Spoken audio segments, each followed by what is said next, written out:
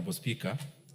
Honorable Speaker, I wish to move that pursuant to provisions of Article 1132 of the Constitution and Standing Order 153, that this House adopts the report of the Mediation Committee of the Division of Revenue Amendment Bill, National Assembly Bill, number 38 of 2024, laid on the table of the House on Monday, 25th November 2024, and approves the mediated version of the Division of Revenue Amendment Bill, National Assembly Bill, number 38 of 2024.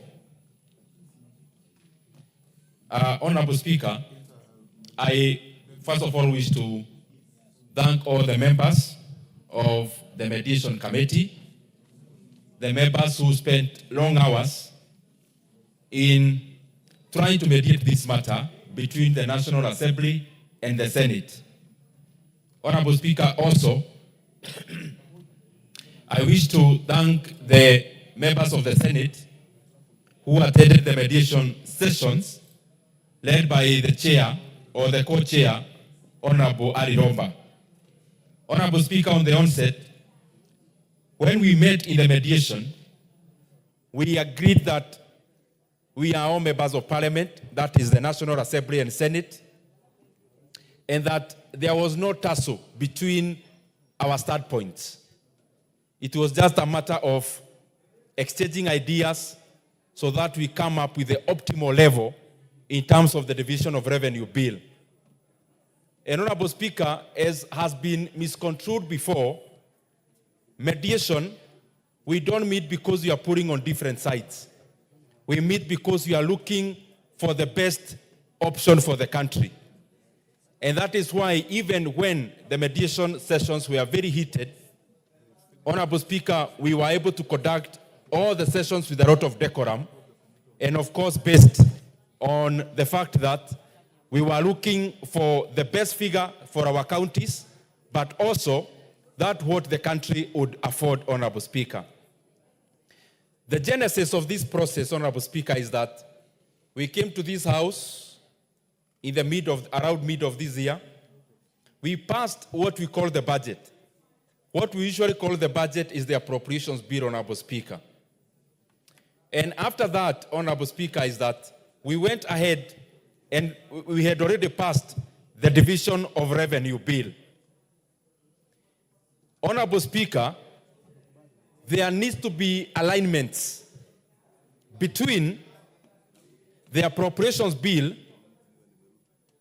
the Division of Revenue Bill, Honorable Speaker, and also CARA. And Honorable Speaker, then the predicament in the Mediation Committee this time was that this was a time unprecedented. There has never been a situation where we are meeting to revise the Division of Revenue Bill downwards. All the time, if there has been any variation, has been enhancement. And therefore, Honorable Speaker, the first question that we had to scratch our heads to get the answer is the process to which we need to arrive at this, at the figure we ended up arriving at, Honorable Speaker. And I say so because, Honorable Speaker, when we amend the Division of Revenue Bill, that has to also go in tandem with CARA. Honorable Speaker, as it has now, CARA already has a memoranda from the President. And therefore we need to pronounce ourselves on that. And it needs to that majority in both houses. That is the National Assembly, but also, Honorable Speaker, the Senate.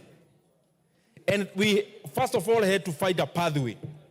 That even before we talk about the content, we needed to be sure that the pathway after the conclusion of the Mediation Committee will be anchored in law and will be anchored in the documents that you've already passed. To cut the long story short is that, Honorable Speaker, in terms of the pathway, the mediation report that we are passing today, Honorable Speaker, has a figure of 387 billion Kenya shillings. Last financial year, Honorable Speaker, the shareable revenue to our counties was around 385 billion Kenya shillings. But Honorable Speaker, the version that we amended in this House after what happened in the country in July is that we actually passed here 380 billion Kenya shillings. But in the budget now, it appears like the counties are getting 410 billion Kenya shillings. In the previous the one that we passed, Honorable Speaker. But this is so because there were carryovers of 30 billion Kenya shillings, Honorable Speaker, and therefore the shareable revenue of 380 plus the 30 carryovers, that is what now reflects in the current budget of Kenya shillings, 410 billion shillings. Honorable Speaker, I'm saying this so that members can also appreciate also the figure that we have and also the modalities around it. But then, this is the issue, Honorable Speaker. The version that we are passing today, and I'm beseeching this House to pass, reflects a figure of 387 billion shillings. But, Honorable Speaker, the appropriations bill that we passed, that is supplementary one, shows that that figure is 380 billion. Honorable Speaker, we also have CARA, which we had forwarded to the President with a figure that was previously there of 400.1 billion shillings, but was sent back with a memoranda, Honorable Speaker. And to overturn that memoranda from the President, we require that this House has to have 2/3 majority, and also the Senate has to have 2/3 majority. All these things are important for members to know that even after here, there is some process to go. Honorable Speaker, in arriving at this figure, we have several figures which I want to mention. The figure that we had passed in the budget, in the appropriations bill, was 400.1 billion shillings. The figure we ended up passing in supplementary one is 380 billion Kenya shillings. The figure that the Senate were requesting that we sustain is the 400.1 billion Kenya shillings. But Honorable Speaker, now we have a figure of 387 billion Kenya shillings, which is an enhancement from last financial year of around 2 billion shillings, but an enhancement from what was already passed in this House, Honorable Speaker, of 7 billion, because we had passed 380 billion Kenya shillings. But Honorable Speaker, this figure also is higher than what is required constitutionally. Constitutionally, Honorable Speaker, the shareable revenue should form around not less than 15% of the revenues in the last audited, Honorable Speaker. As it is now before us, Honorable Speaker, we are now doing over 24% of the last audited revenues, Honorable Speaker, which is thus to show that this House supports devolution, as our brothers and sisters in the Senate also do. And that is why even when we met, there was no acrimony, because we all knew that the monies that are going to our counties are still going to serve the Kenyan people. The monies that are going to our constituencies also goes to serve the same Kenyan people. And therefore, there was no point of belaboring the point so deeply about who supports and who does not support devolution. All of us in this House have shown in the past, are showing now, that the National Assembly supports devolution. The Senate also in the Mediation Committee, Honorable Speaker, we were all reading from the same page that there is no contestation, Honorable Speaker, that we all support devolution, and that is why we were able to conclude this issue in a very amicable manner. Honorable Speaker, there was also another clause we had put in the initial report, that when there is a shortfall of revenue, that the national government and the county governments were to bear that shortfall, Honorable Speaker, in a manner that reflects their initial figures, what I would call proportionately. But Honorable Speaker, after deliberations, there is something we have seen very consistent in this country, where the National Treasury sets targets, revenue targets. But for the last 10 years, Honorable Speaker, we have never, even 1 year, met our revenue targets. And we decided in the Mediation Committee that what we have been advising the National Treasury, even as a House, that they need to give projections of revenue that are in tandem with reality, because there are ramifications of that. When you give a very high target, which then you don't end up meeting, what we end up doing by the close of the year is to enlarge the debt, or having so many projects unfunded by the lapse of the year on the 30th of June. It is the same reason, Honorable Speaker, that by the last financial year, the country was not able to fund projects worth Kenya shillings 218 billion shillings.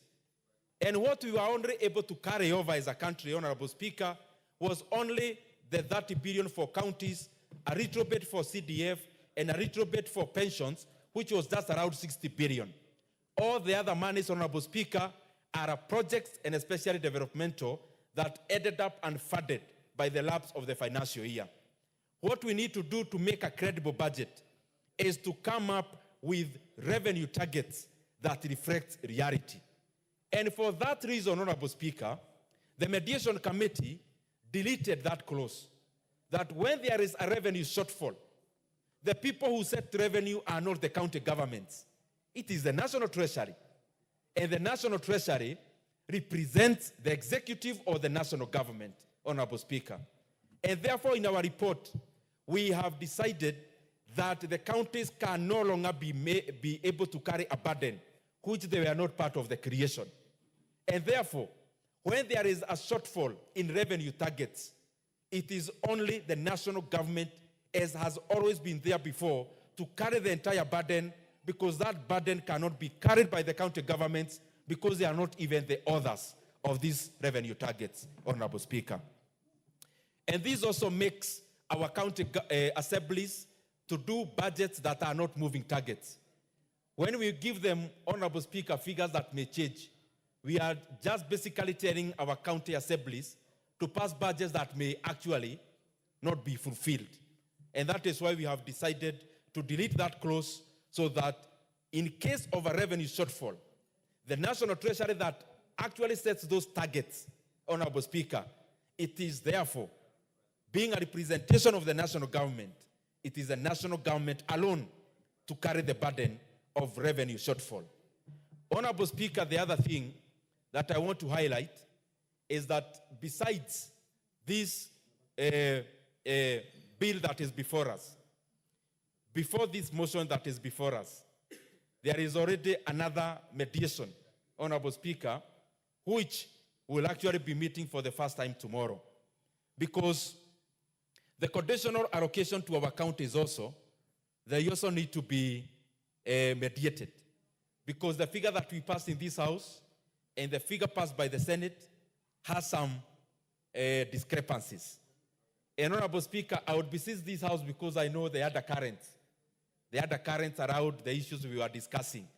Those undercurrents are better handled in the next mediation, because it is the conditional grants are the ones that have sectoral allocations, even like the RMLF, and therefore this division of revenue has got absolutely nothing to do with RMLF. It is the next report, Honorable Speaker, that